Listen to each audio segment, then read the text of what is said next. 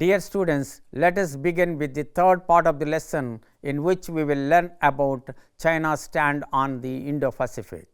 China's increasing assertiveness in the Indian and Pacific Oceans cannot be overlooked.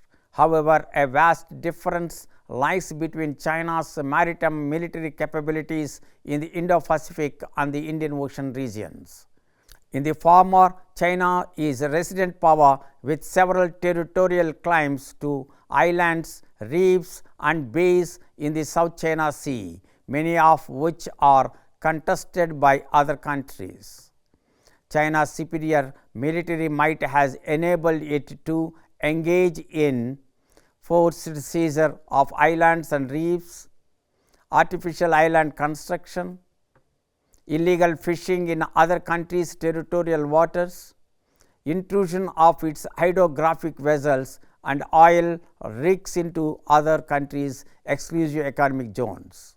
China has also refused to accept a permanent court of arbitration ruling in 2016 regarding the abolition of China's historical rights over the South China Sea.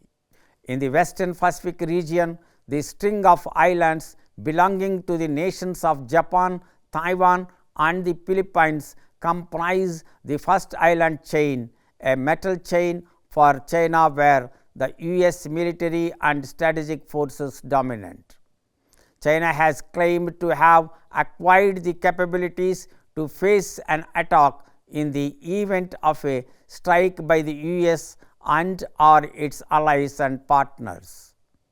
In contrast, in the Indian Ocean region, China does not possess the same superior military advantages to ensure a commanding position for the People's Liberation Army Navy forces. China therefore has been expanding economic engagements in the region through trade pacts and projects to establish long-term contacts. The relationship has been formed through infrastructure creation under the aegis of the Belt Road Initiative. Some of the investments under the BRI in the Indian Ocean region are Port of Gwadar in Pakistan, Hambantota in Sri Lanka, Kakpayu in Myanmar, Chittagong in Bangladesh. Besides, sustained presence in the Indian Ocean region include naval deployments of surveillance aircrafts, submarines and naval fleets in the Gulf of Aden to combat piracy since 2012, the establishment of an overseas naval logistics facility in Djibouti in 2017, which enables the PLAN to undertake voyages effectively, protect sea commerce and project power in the Indian Ocean region. In reaction to India's naval potential in the region, China has attempted in emerging as the largest economic investor and trader with resident countries, replacing India in the region. China opposes considering Indian Ocean as India's ocean given its major stakes in the region, including protecting key choke points through which most of its energy trade transits, protecting the Chinese diaspora located in faraway Eurasian and Indian Ocean region countries, combating piracy in the Horn of Africa, etc. Bernard D. Cole, an expert in Sino-American relations at the US Naval War College, has noted that China's Naval Command Academy identifies 4 strategic naval tasks as key to maintaining China's dominant position. First, preventing Taiwan's independence. Second, enforcing Beijing's claims in the East and the South China Seas. Third, presence on the global scene. Fourth, defending China's economic interests. Let us summarize what we have discussed so far in this lesson. India is acquiring potential to become an important force in the Indo-Pacific region. Post the COVID-19 pandemic, India has accumulated substantial goodwill among both regional and global countries with its supplies of vaccines under its vaccine diplomacy initiative. Further, internally too, India is enhancing digitalization and promoting more research and development in the sectors of services, pharmaceuticals and clean renewable energy to promote economic growth.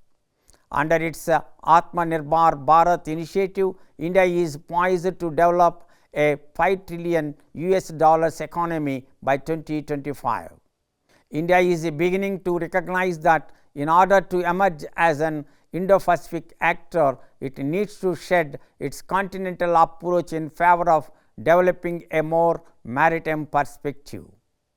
India's naval forces are rapidly acquiring blue water capabilities.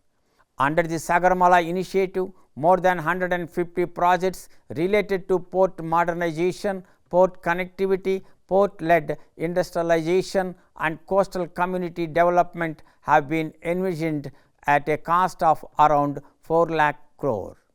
Externally, India is entering into issue-based partnerships with major countries in the Indo-Pacific region such as the US, France, Japan, Australia and Singapore to enhance interoperability and leverage maximum advantage from collective capabilities while learning from one another's best practices.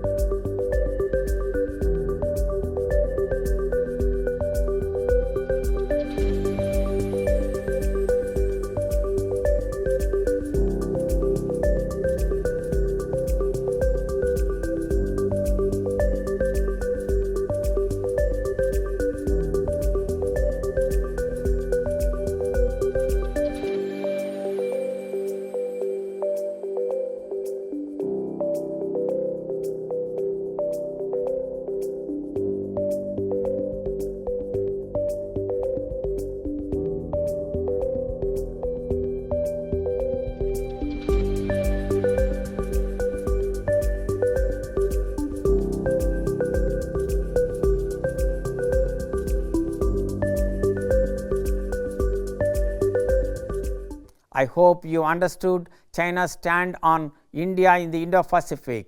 We have concluded our lesson. Thank you.